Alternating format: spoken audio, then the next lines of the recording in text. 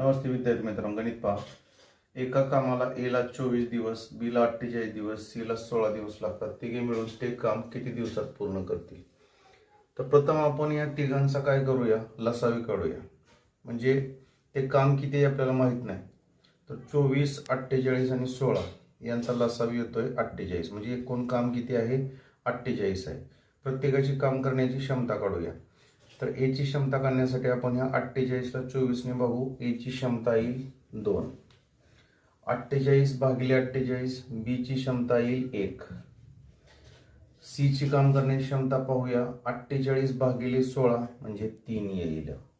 2 आणि 1 3, 3 आणि 3 6. तर त्यांची पहा एका दिवसाची काम करण्याची क्षमता किती आहे? तिघांची मिळून 6 आहे, लक्षात ठेवायचं. एकूण काम किती आहे? 48. तर 48 भागिले 6, 6 1 6, 6 8 48.